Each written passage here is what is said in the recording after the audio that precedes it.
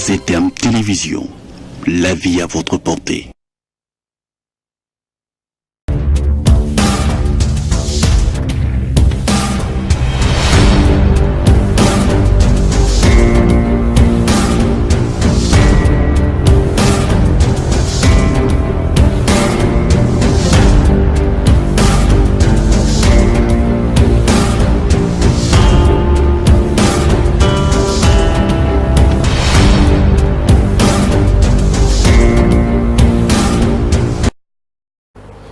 Que Dieu vous bénisse, vous tous qui êtes en train de nous suivre en ce moment. Aujourd'hui, nous avons reçu un prophète qui est jeune, il est intelligent, il est beau et surtout, il a l'onction. C'est donc avec lui que nous allons vous parler du réveil spirituel.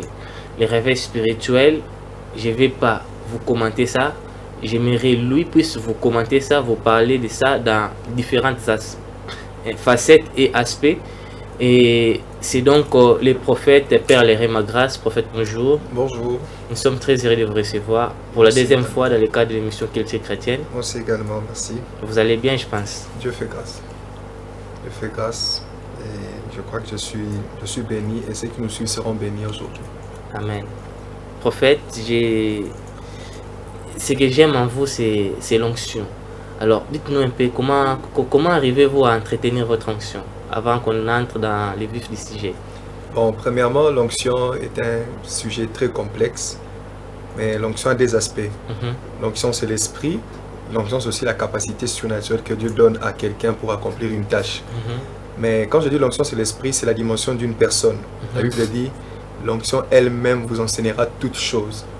Moi, je crois que si je garde l'onction, si je préserve l'onction, c'est parce que l'onction elle-même m'enseigne comment la préserver. Ce que je dois faire et ce que je ne dois pas faire.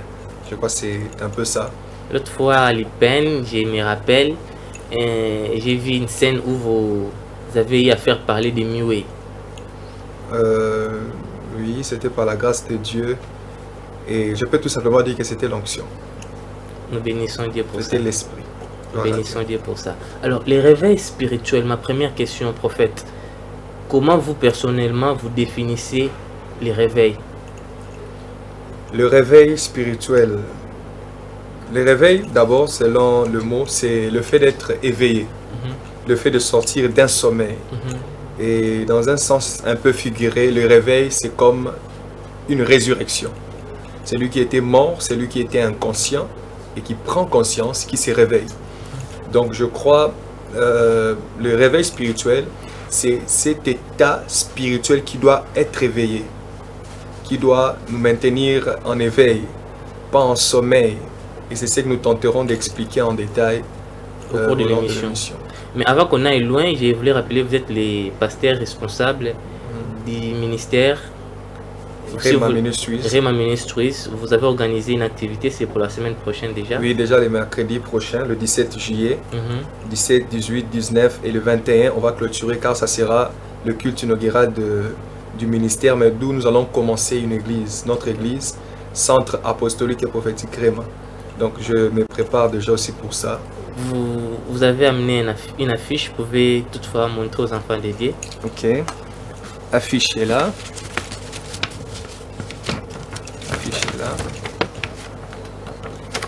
Nous avons mis un peu presque partout dans la ville et c'est déjà le 17. Je vois le pasteur Timothée Kabassele, le pasteur Timothée, le pasteur Franck Kazali, le pasteur Maman Joël.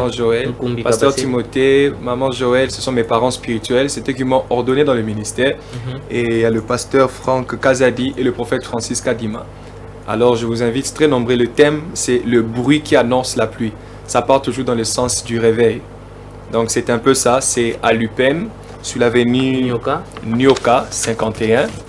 Les références, c'est l'école Mafema. L'avenue de l'école Mafema. Donc arrivé à l'UPEM, peu importe partout d'où vous pouvez venir, de Rond-Point, de Selembao, de la ville, à l'UPEM, vous prenez un transport, vous arrivez à l'UPEM et vous demandez l'avenue Nyoka, numéro 51. L'école Mafema est très connue à l'UPEM. Donc vous serez le bienvenu, nous allons vous accueillir dans le nom de Jésus. Ça commence le 17. Le 17 juillet, 17 juillet, un mercredi.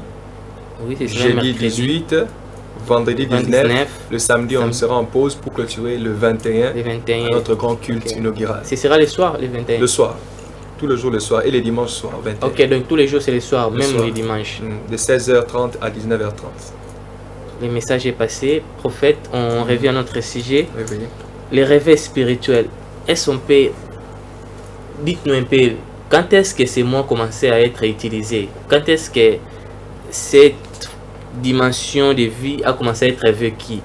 C'est avant Jésus, pendant lui-même, physiquement quand il était sur terre, ou après lui?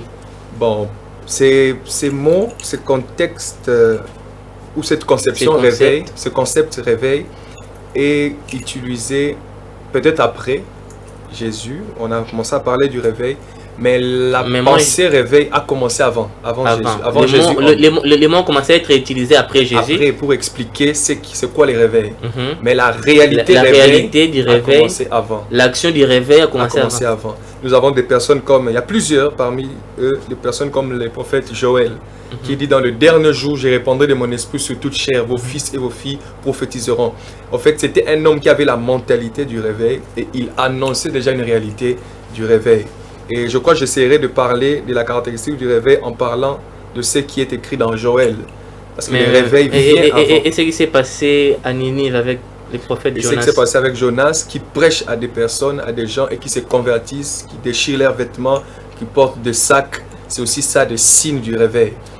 Alors, avant d'aller dans les signes, prophète, est-ce qu'il y a une différence entre les réveils dans l'Ancien Testament et les réveils dans le Nouveau Testament?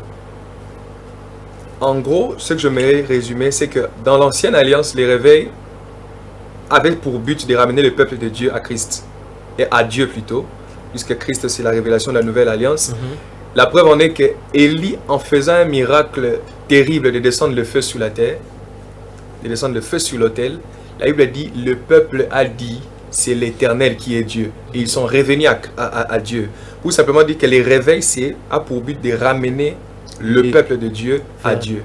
Donc, la seule différence qui se met là maintenant, c'est que les réveils dans l'Ancienne Alliance, c'était s'exprimer, se démontrer par le fait que les gens déchiraient leurs vêtements, mettaient les sacs et entraient en repentance. Ou apportaient des sacrifices. C'était l'effet des s'humilier, quoi. Des s'humilier. Amener des sacrifices chez le sacrificateur qui pouvait égorger que le sang coule.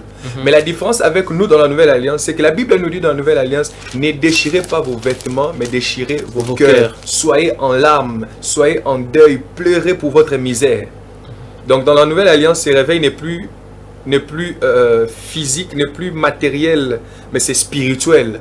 Donc on n'a plus besoin de prendre un veau ou d'amener chez un sacrificateur pour l'égorger, que le sang coule, mais nous avons le sang qui a déjà coulé sur la croix de Golgotha. C'est en revenant sur cette croix, c'est passé par la croix. J'aime ce que le pasteur Jacques-André Verneau, un patriarche de cette nation, avant de mourir, pendant ses dernières prédications, disait « Je vous en supplie, passez par la croix. » C'est même l'un des pères du réveil. C'est d'ailleurs l'un des pères du réveil avec des Papa Kelani, que je salue en passant. Et donc pour dire que le vrai réveil, selon la Nouvelle Alliance, c'est passé par la croix, comme en l'Ancienne Alliance, c'était passé par le sang, par le sacrifice qui devait couler.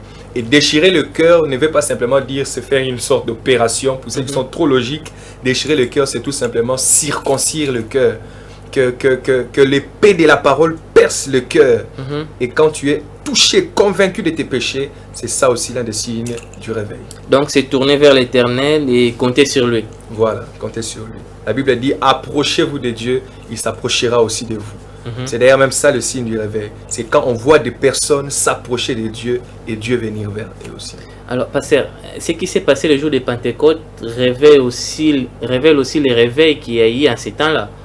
Si on peut... Oui, on peut le dire comme ça, mais là, ce n'est pas vraiment les réveils comme tel, mais c'est le signe du réveil. Puisqu'à chaque fois que Dieu veut toujours réveiller son Église qui entre des fois en sommeil, il utilise les mêmes signes que le début. L'Église, le jour de la Pentecôte, ne se réveillait pas, mais naissait. L'Église était en train de naître. Et le signe de la naissance de l'Église, le signe primitif, c'était ils ont prophétisé et ils ont parlé en langue. Et en plus, au-delà de toutes ces manifestations de dons, les peuples s'est convertis. Il y avait des gens, une multitude se sont convertis ce jour-là. Pour simplement dire, quand maintenant Dieu voulait souffler à chaque temps des réveils, Parce qu'après l'église primitive, il y a eu un vent où il y a eu Paul qui est venu à Christ, qui a commencé à prêcher. Après Paul, il y avait l'église d'Éphèse. Après l'église d'Éphèse, il y a eu une forte persécution. À Corinthe, à Colosse. Ils ont fui vers la Rome. Et il y a eu un empereur qui est venu, Constantin, qui avait reçu la parole, qui s'est converti, qui a fait que l'église devienne une église universelle, église d'État, église catholique. Et après cela, il y a eu de dogmes humains qui sont entrés dans l'église. Ça a mené le sommet. Et à chaque fois que Dieu suscitait quelqu'un pour réveiller l'église, il y avait toujours ce type de manifestation. Et on a vu des gens comme Luther qui se sont levés. Non, pas Luther King. Luther King, c'est vers 1900. C'est le jeune pasteur. Il y a Martin Luther. Martin Luther, il y avait aussi l'autre, Joseph William. Aux États-Unis. Et maintenant sont venus après. Donc chaque année ou chaque saison ou chaque génération, Dieu se suscitait des personnes pour maintenir son église en éveil. Et jusqu'aujourd'hui, en ces temps, Dieu a toujours un plan pour un réveil. Même si on dit l'église en sommeil, en fait, Dieu a toujours un plan pour son église. Est-ce que l'église a toujours été en fait, est-ce que l'église a déjà été même pendant un temps en sommeil? Est-ce que c'est vrai ce que les gens disent? S'il faut le dire dans un sens un peu plus clair, on dira ce sont les hommes qui sont dans l'église qui sont en sommeil. Mais l'église du Seigneur n'est pas en sommeil. L'église du Seigneur est une église qui ne peut jamais tomber malade car Christ prend soin de son église. Mais l'église, c'est pas les bâtiments. L'église, c'est ces gens-là. Quand les gens sont en sommeil, c'est l'église qui est en sommeil aussi, pasteur. On peut le dire, mais quand Christ reviendra, il n'aura pas besoin que toutes ces personnes-là, normalement, soient d'abord réveillées. Comment expliquez-vous les sommeils dans l'église? Bon, là, il faudrait que j'explique la caractéristique du réveil ou que je lise un passage. Allez-y, passez, je vous en prie. D'accord, merci pour cela. J'aimerais qu'on lise quelques passages dans Joël et je vais expliquer. Vous allez simplement me laisser le temps de bien le faire. Nous sommes, avec vous qui nous suivez à la maison, où vous pouvez être. Nous sommes dans Joël 1, le verset 10. Suivez-moi très bien. Je serai un peu dans la révélation, mais pour expliquer le réveil. La Bible dit, les champs, au pluriel, les champs sont ravagés.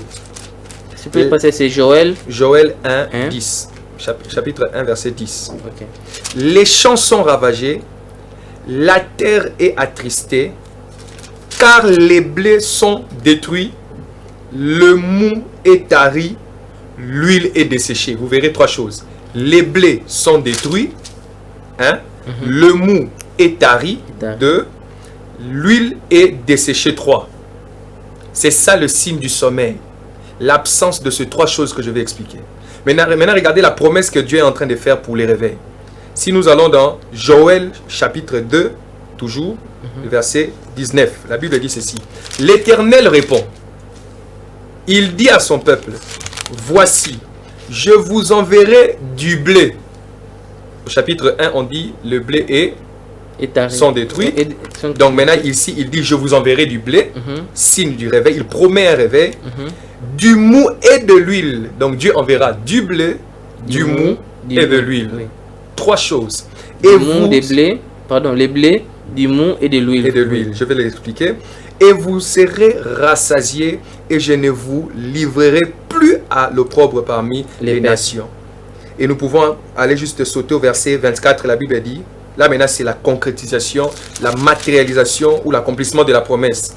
La Bible dit, toujours dans le chapitre 2, le verset 24, vous qui lisez avec nous, les airs sont remplis de blés. Vous verrez que le chapitre 1 disait, les blés sont détruits, la terre est attristée. Maintenant ici, la chose que Dieu a promis s'accomplit. La Bible dit, les airs c'est les surfaces. Ils rempliront des grains. Les airs sont remplis de blé, les cuves regorgeront de mou et de l'huile. Donc, le signe d'un sommeil. Là, c'est quelle version passée? Parce que nous sommes... C'est la version Louis II. Louis II. Moi, je suis dans Thomson. Oui, c'est bon. Thomson, mais ça parlera toujours de ces trois choses. Oui, peu importe des Français différents. Peu importe les Français, ils ont utilisé les mêmes mots. Les mêmes mots. Maintenant, le signe du sommeil, c'est l'absence de ces trois choses. C'est quand il y a sécheresse des blés. Quand on ne trouve plus le blé. On cherche en Israël, on ne voit plus le blé. Le blé est devenu rare. C'est quand on cherche en Israël, on ne voit pas le blé. Je vais vous aider à bien expliquer ça. Il faut imaginer toujours pour faire comprendre. Quand on parlait du blé, qu'est-ce que la Bible voulait dire en utilisant le mot blé? Qu'est-ce que la Bible voulait dire en utilisant le mot mou et huile? Voilà. Je vais l'expliquer. Donc ces trois choses sont indispensables pour un réveil. Quand il n'y a plus ces choses, il y a absence du réveil. Mais quand il y a réveil, il y a les blés. Les blés, c'est quoi? Les blés, ce sont des graines de farine. Et c'était à partir du blé, ou des blés au pluriel, qu'on faisait du pain. Et le pain constituait l'alimentation d'Israël en ces temps-là. Aujourd'hui, on a beaucoup d'histoires. On peut manger ce qu'on mange aujourd'hui. Il y a des histoires importées. Mais en ces temps-là, c'était les blés. Les pains plutôt. Les pains. Maintenant, la source du pain. Le pain, c'était les produits mélangés. On mélange de l'huile, on fabrique avec l'eau et ça sort le pain quand ça passe par le feu. Mais ici, on ne parlait pas du pain. On parlait de la source du pain, le bleu. Jésus dit, je suis le pain de vie. Un produit fini.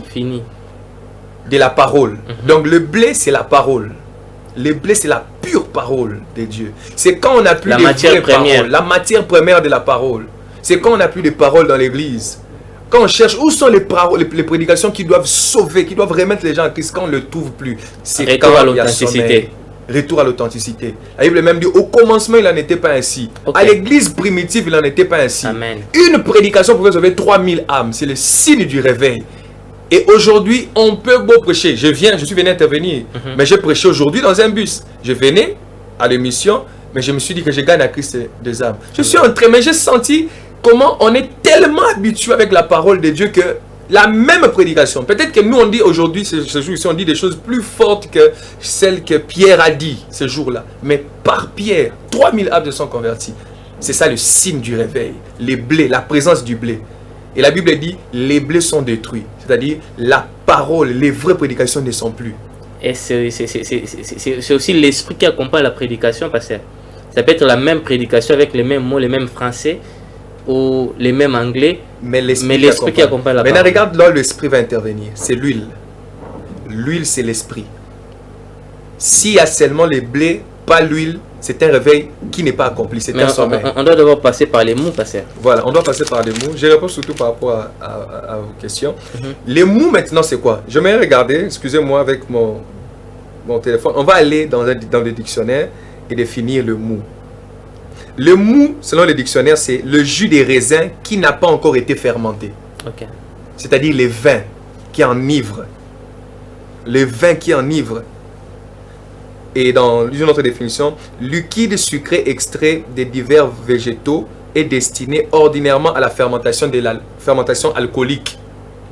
Donc, les vins est aussi l'un des facteurs ou des vecteurs du réveil. C'est quoi les vins? Les vins, c'est la stimulation de la révélation. C'est la révélation, les vins. Et quand il y a la parole, c'est le logos. Il faut les rémas. Les rémas, c'est la révélation. Les vins maintenant, c'est ce qui stimule la parole qu'on a lue. J'ai lu la parole. J'ai vu que Pierre a guéri les malades par son ombre. J'ai vu que Jésus a ressuscité des morts. Et il a dit, allez. La Bible dit, Jésus n'a pas dit, vous pouvez. Il a dit, ressusciter les morts, c'est un ordre. J'ai lu la parole. Je ne me suis pas limité qu'au blé. Ça a stimulé quelque chose en moi. Et ça m'a donné une folie. Il a dit, vous en ferez plus que moi. Plus que moi. C'est une vérité que plusieurs églises lisent. Mais pourquoi il n'y a pas ces choses? C'est parce qu'il n'y a pas les vins. C'est qui stimule la révélation. C'est qui stimule plutôt la parole. J'ai lu la parole. Mais je sens quelque chose qui bouillonne dans mon cœur. Qui bouillonne que je dois aussi les faire. Je peux aussi aller chercher des malades, guérir des malades, prier pour des malades. C'est les vins. Si je peux dire ça, comme maman Joël Moukoubi aime le dire, le courage doit précéder l'onction. Voilà. D'ailleurs, cette citation peut expliquer ce que je suis en train de dire. Donc, vous verrez, les apôtres ont précédé l'onction. Bon, précéder l'onction dans le sens où c'est quand tu précèdes l'onction, si on peut parler dans ce sens, que l'onction se manifestera. On déclenche, c'est comme un détonateur, une bombe. La bombe va exploser, c'est ça l'onction. C'est même ça la foi, non? Il faut détonner. Voilà. D'ailleurs, maintenant, la révélation, c'est ce qui produit la foi. Écoutez, c'est ce que je vais dire. La foi vient de ce qu'on entend.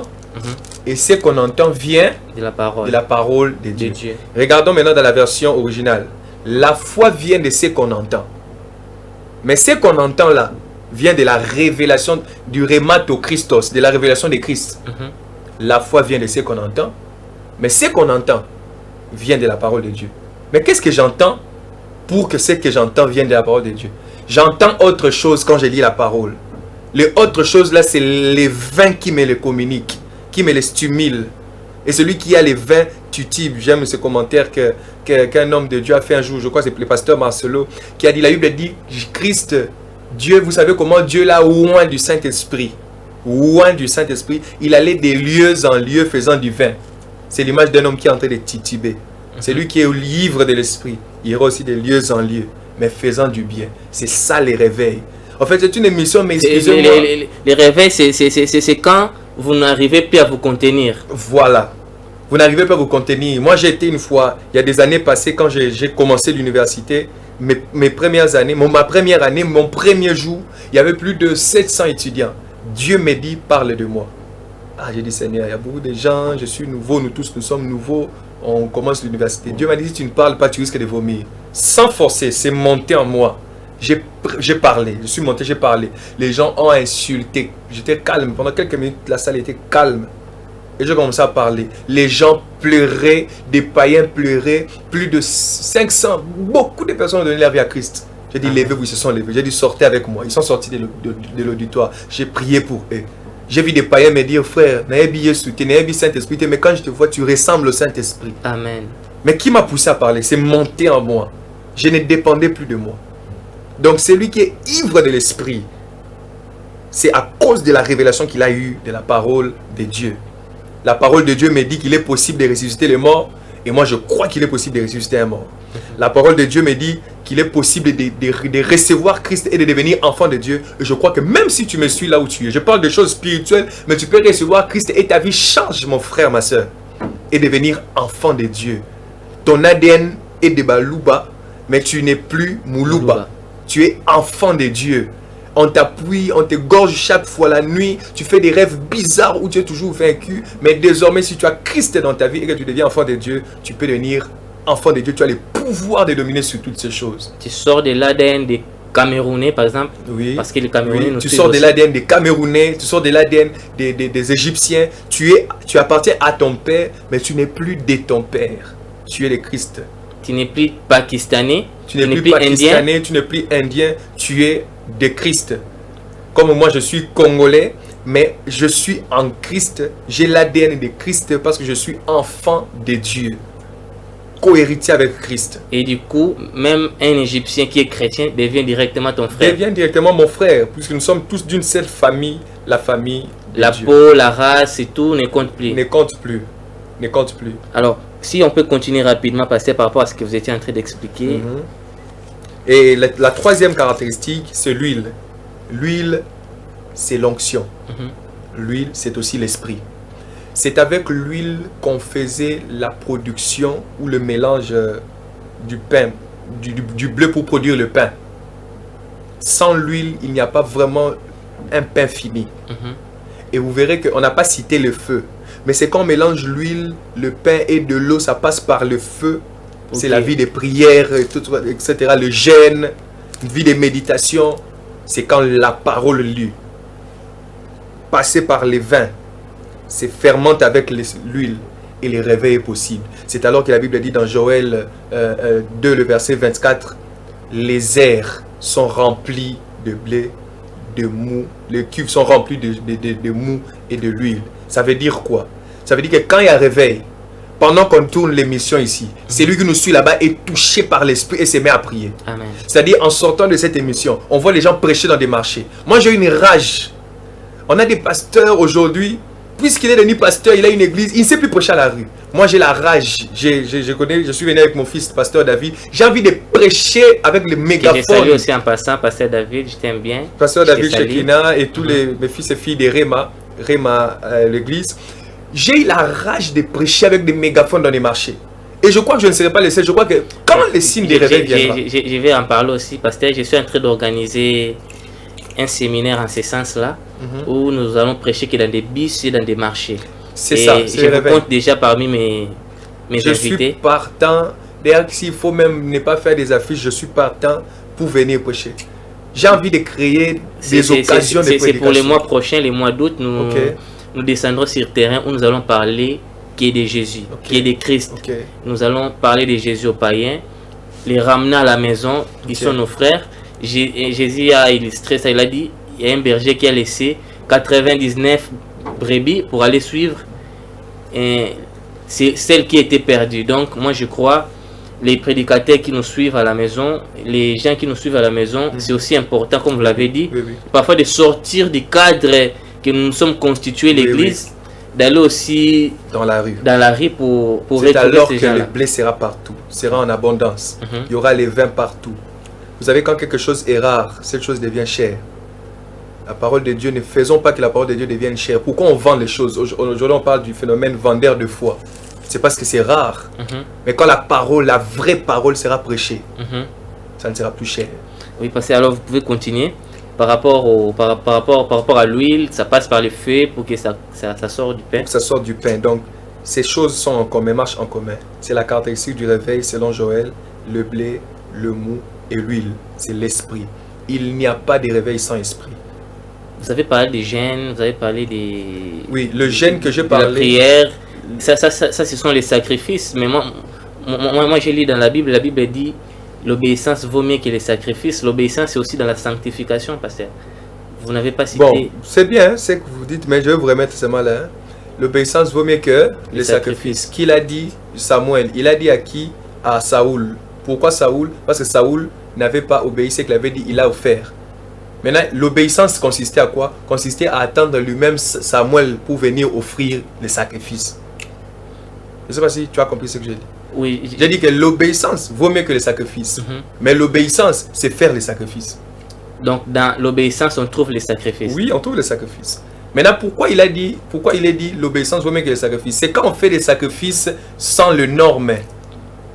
Ok. Quand on prie pour ce qu'on ne doit pas prier, il n'y a rien. C'est un sacrifice gaspillé. Mais quand on se sacrifie parce que Dieu a dit qu'on se sacrifie. Dans la volonté. Dans la volonté de Dieu. C'est quand c'est la vraie obéissance. Pour une vie, pour une entité, pasteur, combien de fois on peut vivre son réveil? On peut vivre le réveil aujourd'hui, on le vit encore demain, on le vit après-demain, ou c'est une fois pour toutes?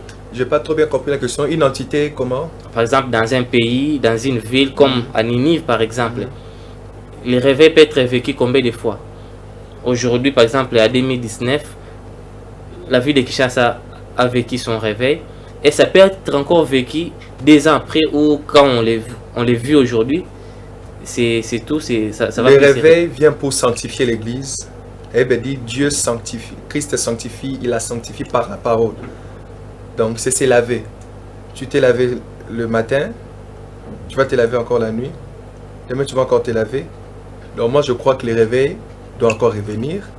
Si ça part, on doit encore faire que ça revienne. Puisque quand ça part, la saleté entre, il faut se laver. Alors vous préférez quoi? C'est vivre les réveils, après les vivre encore demain ou les maintenir directement? Voilà.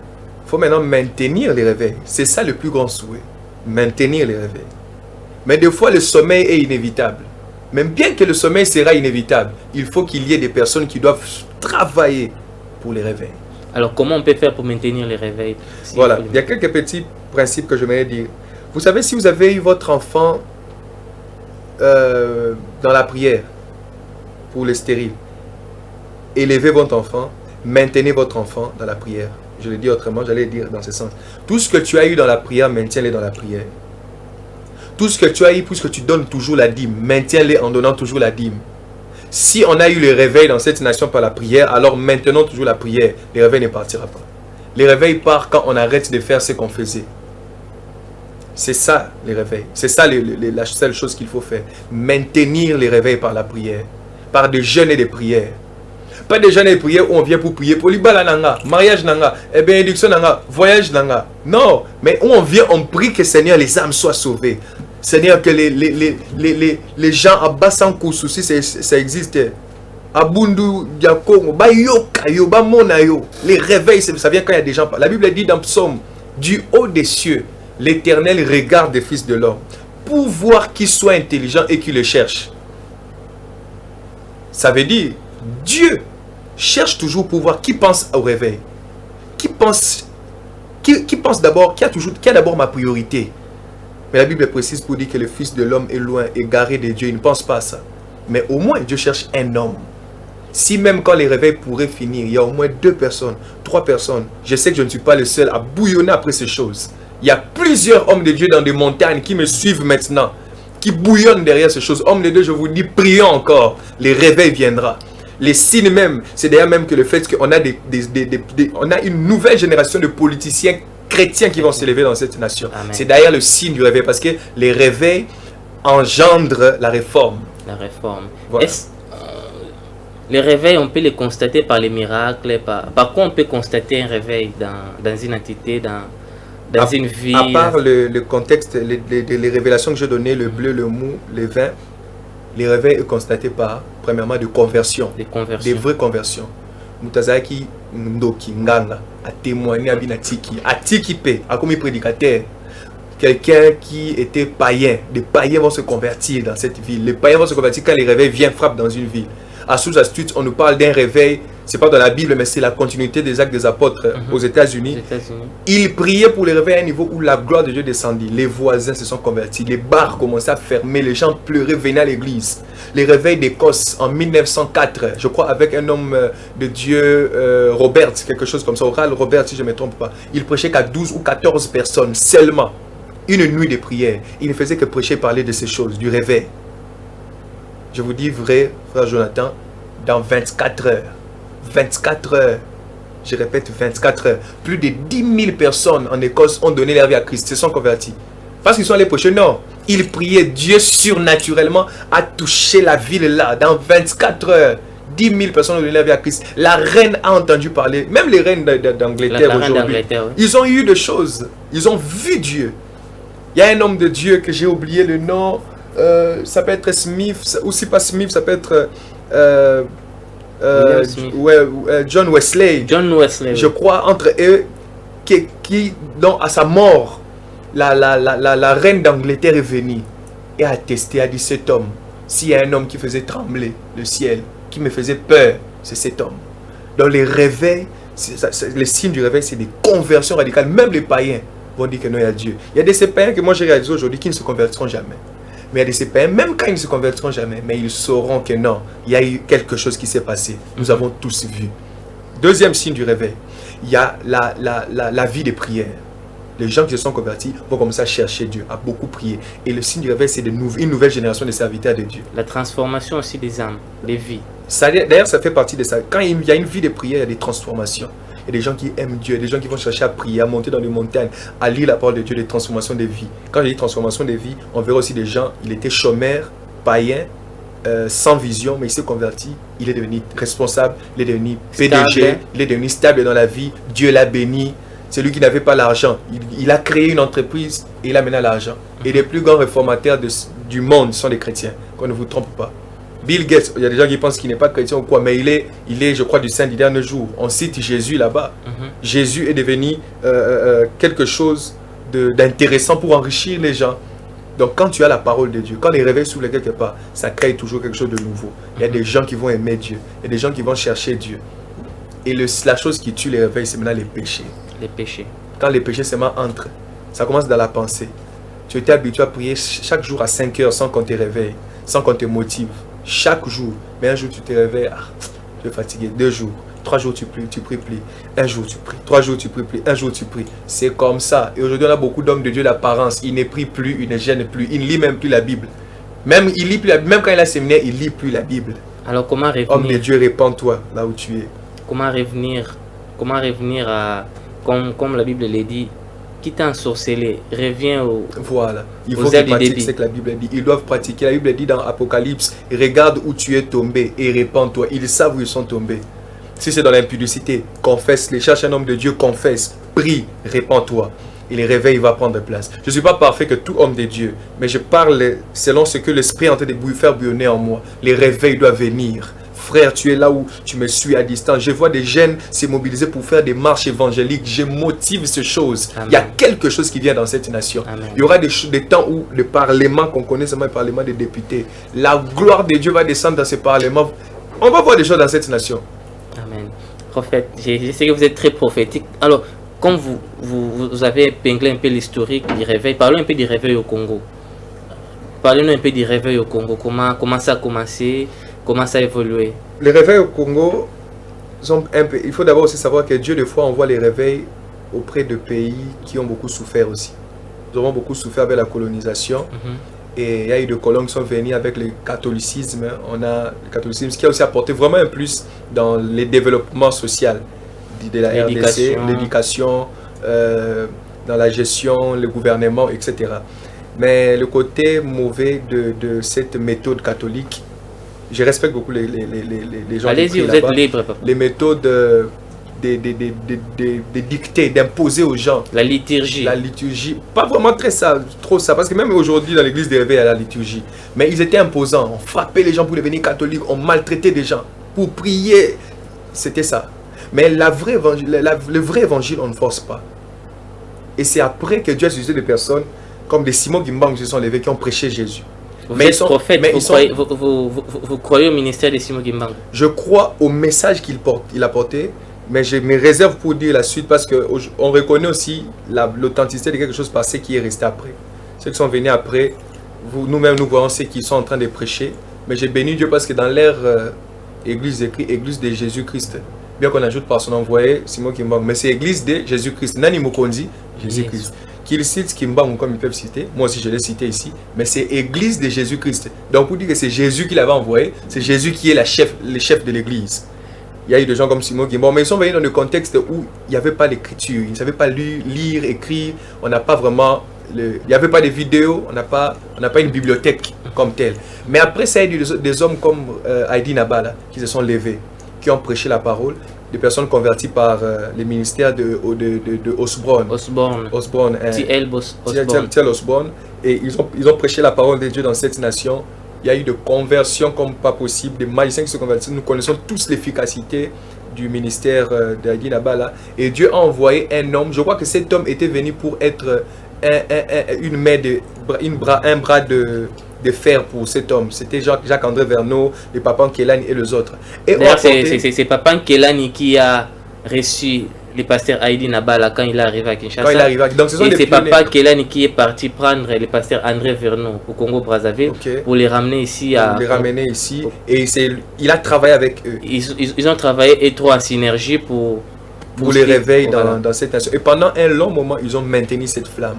Le pasteur Jacques-André à l'intérieur du pays, au Bas-Congo, etc. Il faisait des croisades, il tenait des croisades. Et juste quand il a commencé la borne, et la borne, par son ministère, il a engendré beaucoup de pasteurs.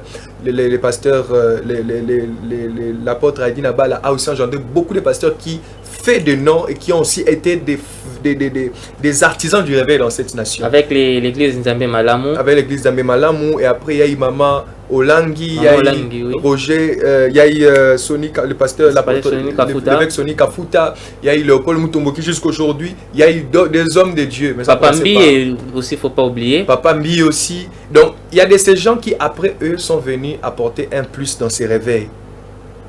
Mais si nous remarquons maintenant qu'il y a un petit sommeil qui prend place, Dieu dans sa manière a toujours été responsable en ce qui concerne son œuvre.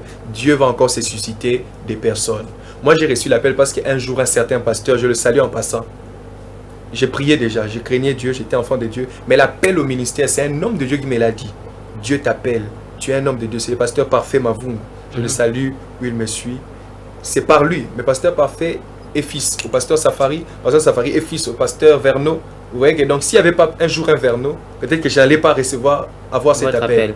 Donc pour dire que Dieu est toujours responsable. Il y a aussi quelqu'un quelque part qui peut-être recevra Christ par moi. Et qui aussi peut-être fera de plus grandes choses que moi. Qui aussi un jour sera un grand pionnier du réveil dans cette nation. Donc pour dire que les réveils, la RDC a connu un réveil. Mais nous sommes en train maintenant de prier pour un réveil qui marche ensemble avec la réforme. On ne peut pas parler du réveil dans une vie quand cette personne-là ne partage pas ce qu'il a reçu. La Bible dit, allez faire de toutes les nations mes disciples. C'est aussi ça les réveils, pasteur. Vous n'avez pas reçu pour garder, mais pour partager. Oui, c'est ça aussi. Est-ce qu'on peut dire les réveils, c'est aussi avoir beaucoup de prédicateurs dans les marchés, dans des bus et tout ça? C'est pas, je dis, si on a beaucoup de prédicateurs dans des marchés, dans des bus, c'est seulement les blés. Mais si on n'a pas les vins, on manque les vins, on n'a que des blés, il n'y aura pas d'effet. Les prédicateurs qui prêchent dans des bus, aujourd'hui c'est maintenant là, comme on tient cette émission, il y a quelqu'un qui prêche dans les bus quelque part. Amen. Mais il fait des aventures. Ça. Il y a ceux qui prêchent bien, mais la majorité font des aventures. Ils prêchent, tous ces pasteurs qui prêchent dans des bus ont des orphelinats. Voilà. Ils ont des gens qui soutiennent Les gens dans qui des soutiennent, hôpitaux, ils veulent acheter des des tôles. médicaments, Non, des tôles. ça affaiblit, ça tue les réveils. Qu'ils attendent, je suis prophète. Dieu va comme ça, ils entrent au bus, ils prêchent, ils finissent pas de prêcher, ils n'arrivent pas à sortir du bus. Le bus arrive à l'arrêt, lui n'arrive pas de sortir. Parce que Dieu bientôt va recadrer les choses dans cette nation. Et j'ai comme impression, même ceux qui suivent ces prédications, et ils aiment ça. Quand vous prêchez une prédication pour toucher les vies, pour sauver les vies, ils ne sont pas, ils suivent pas, ils se sentent pas La concernés. Bible dit dans les derniers jours, les hommes se feront, se chercheront et se créeront des prédicateurs qui leur diront de bonnes choses. Aujourd'hui, quand quelqu'un souffre dans un pays comme au Congo, qui manque de travail, on lui dit Ogozom Sala, paie ça, apprécie. Mais quand on dit à quelqu'un répands-toi, réconcilie-toi avec le Seigneur et ta vie changera, il trouve ça comme si c'est quelque chose, on lui demande d'avaler la mer. C'est ça les problèmes. Nous arrivons petit à petit à la fin, pasteur. Un conseil à ceux qui suivent ces prédications-là, aussi un conseil à ceux qui prêchent ce genre de prédications. Un conseil à ceux qui d'abord prêchent ce genre de prédication. Vous commencez par ceux qui prêchent ou par ceux Par qui... d'abord ceux qui prêchent, c'est eux les premiers responsables. D'accord. C'est pourquoi les autres suivent. Si vous êtes appelé dans le ministère, faites-les selon les normes de la parole de Dieu. Pas d'abord d'une église. Prêcher dans un bus, c'est pas prêcher à l'église. C'est prêcher au marché. C'est prêcher à la rue. Prêcher avec les normes de gagner une âme, selon la parole de Dieu. Si vous n'êtes pas appelé, je connais quelqu'un, il a bu, il était ivre de vin et il est monté pour prêcher. Et il prêchait avec l'odeur de vin. Si vous n'êtes pas appelé, arrêtez. Parce que bientôt Dieu va commencer à vous juger. Quand Dieu souffle les réveils quelque part, Dieu élève des personnes que moi j'appelle des lévites des temps de la fin. Ce sont des personnes qui voient la rébellion en Israël et ils prennent les épées pour tuer les faux. Dieu va susciter bientôt des personnes qui vont commencer à vous achever, vous exterminer. Repentez-vous. Vous-même donnez d'abord votre vie à Christ et arrêtez. Deuxième chose, les gens qui suivent ces personnes... Avant, pour ceux qui suivent ces personnes-là, prendre les offrandes dans l'église. Je crois que c'est pas mauvais, mais il faut les faire aussi dans les normes, comme vous l'avez dit. Les faire aussi dans des normes. Ça dépend de comment celui qui prêche guide. Moi aujourd'hui, en venant à l'émission, j'ai prêché dans un bus. J'ai prêché. Et j'ai eu les tracts du culte inaugural que nous avons déjà la semaine prochaine. Vous avez distribué. J'ai distribué, que Dieu vous bénisse. Et il y avait des gens qui étaient très touchés, qui déjà me signalaient pour le numéro. J'ai donné le numéro et j'ai descendu. Les gens se levaient la main, pasteur, offrande. J'ai pris l'offrande. En descendant, j'ai dit au receveur, Zoa, je paye pour l'avant-dernière rangée et les dernières. J'ai payé pour les gens, j'ai pas eu ça. Que Dieu vous bénisse, pasteur. Je suis parti. Et je crois qu'il y a plusieurs qui le font. Alors pour ceux qui suivent ces gens-là, et ceux qui suivent ces gens-là, il faut retenir que Bozana nous bat dans Nzambe. Il faut boyoka je vais parler en lingala. Allez-y. Bozaba dans Nzambe. Mais il y a des gens qui nous suivent à l'étranger. Vous qui nous suivez à l'extérieur, à l'étranger, vous ne connaissez pas les lingala, vous êtes d'abord enfant de Dieu. Et notre Père, c'est notre Dieu, c'est Jésus-Christ, c'est notre Papa. Quand quelqu'un vient te présenter la parole de Papa, comme Papa n'aime pas, ne l'écoutez pas. Dites-lui, Papa n'a jamais enseigné ces choses de cette manière. Nous sommes arrivés à la fin, pasteur. Nous vous soumettons à notre rubrique que nous appelons Appel au salut. Et des âmes qui nous ont suivis, ils ont été touchés. Ils sentent cette soif-là de venir, d'intégrer la famille. Vous pouvez les aider, vous pouvez faire les ponts. Oui, je m'aide le faire puisque c'est très important. Vous pouvez regarder la caméra, parler avec eux directement. C'est une occasion pour nous d'ailleurs d'acquérir dans notre famille des frères et sœurs. Là où tu es mon frère, peu importe où tu te tiens, peu importe au pays où tu es, j'ai dit toujours une chose, connaître quelqu'un et rencontrer quelqu'un, c'est deux choses différentes. Je connais le président de la République puisque je le suis à la télé, je le regarde à la télé, mais je ne l'ai jamais rencontré. Si on lui pose la question, connais-tu Père Lerema? Il dira non, je ne le connais pas. Mais lui te connaît, certainement il me suit à la télé. Mais lui, je ne le connais pas. Mais si je l'ai rencontré un jour et qu'on lui pose la question, il dira oui, je le connais. Il est tel. Plusieurs personnes connaissent Jésus. Tu as déjà entendu parler de Jésus. C'est parce qu'on te prêche. Comme là, tu suis la télé, tu entends, on parle de Jésus. Mais est-ce que si un jour on demande à Jésus, connais-tu tel frère, connais-tu telle personne? Est-ce que Jésus aura l'amabilité, la facilité de dire, je le connais, c'est mon fils? Tout ça, c'est simplement parce que tu ne l'as pas encore rencontré. Tu veux le rencontrer, tu vas faire cette prière avec moi. Si tu le fais sincèrement de tout ton cœur, il va entrer dans ton cœur et ta vie va changer et tu seras un enfant de Dieu. Tu vas simplement d'abord toucher ton cœur là où tu es. Partout où tu te trouves, que Christ entre dans ta vie. J'ai vu des gens recevoir Christ juste par une émission et aller voir un pasteur et leur vie changer, servir Dieu. Amen. touche ton cœur, tu vas fermer les yeux là où tu es, tu vas faire cette prière avec moi. Je vais t'aider à accepter Christ dans ta vie. Dis après moi, Seigneur Jésus, Seigneur Jésus, je t'ouvre mon cœur. je t'ouvre mon cœur. Je t'ai fait entrer dans mon cœur. Je t'ai fait entrer dans mon cœur. Sois le Seigneur et le Sauveur de mon cœur. Sois le Seigneur et Sauveur de mon cœur. Guide ma vie. Guide ma vie. Prends ma vie en charge. Prends ma vie en charge. Sois mon Dieu. Sois mon Dieu. J'arrête avec le péché. J'arrête avec les péchés. Je me donne totalement à toi. Je me donne totalement à toi. Que rien de ce monde ne m'arrête. Que rien de ce monde m'arrête. Je te veux, Jésus. Je te veux, Jésus. Entre dans mon cœur. Entre dans mon cœur. Règne dans mon cœur. Règne dans mon cœur. Et que je sois Et que je sois enfant de Dieu. enfant de Dieu. Merci Jésus. Merci Jésus. Amen. Amen. Que Dieu vous bénisse. Vous pouvez Simplement, acclamer là où vous êtes parce que enfant de vous Dieu. avez intégré la famille. Que Dieu vous bénisse. Amen. Pasteur, nous voulons rapidement rappeler les programmes pour que nous puissions chuter. Vous pouvez une fois encore montrer l'affiche pour ceux qui nous ont pris en plein vol. Pour ceux qui nous ont pris en plein vol, l'affiche est là. C'est la semaine prochaine, déjà effectivement dans 8 jours, pour ceux qui suivent l'émission, peut-être en rediffusion, c'est le 17 juillet, mercredi 17 juillet, à partir de 16h30 jusqu'à 19h30. C'est pendant 4 jours, mercredi, jeudi, vendredi, c'est-à-dire mercredi 17, jeudi 18, vendredi 19, à 16h30 jusqu'à 19h30. Et le dernier jour, c'est le dimanche soir, le 21, où nous allons célébrer le Seigneur pour la naissance de notre Église, puisque c'est un culte inaugural avec l'apôtre Timothée Kabasele et le pasteur Joël Kabasele, qui sont mes parents spirituels, avec le pasteur Franck Kazadi et le prophète Francis Kadima. Alors venez très nombreux, c'est juste à Lupen, sur l'avenue Nyoka numéro 51, à Lupen, Ngaliema. Donc tu peux prendre le transport partout, tu seras Upen, tu arrives à Lupen, à Kinshasa, à Lupen. Et arrivé à Lupen, tu demandes l'école Mafema. Arrivé à l'école Mafema, c'est sur l'avenue de l'école Mafema numéro 51. Vous serez le bienvenu. Nous avons beaucoup d'invités. Votre contact. Surprise. Pour ceux qui peuvent avoir mon numéro, je suis ouvert, appelez-moi à n'importe quelle heure. Je suis sur WhatsApp, je suis sur Facebook avec Prophète Père le Ré ma grâce. Et mon numéro de téléphone, c'est le plus 243 81 79 75 766. Je réponds plus 243 81 79 75 766. Que Dieu vous bénisse. Merci beaucoup, prophète. Je rappelle que vous êtes le prophète Père Léré ma grâce, Oui. responsable des Pères Léré ma ministry. Nous vous disons merci de nous avoir honorés par votre présence. Je vous remercie. Et nous disons merci à vous tous qui avez suivi cette émission. Vous étiez très nombreux à travers le monde. Que Dieu vous bénisse. Et vous qui avez intégré la famille, vous êtes les bienvenus. Nous vous accueillons avec beaucoup de joie. Que Dieu vous bénisse aussi. Nous vous donnons rendez-vous pour les prochains numéros. Nous sommes très heureux de vous servir, mais aussi de vous. Nous attendons vos soutiens.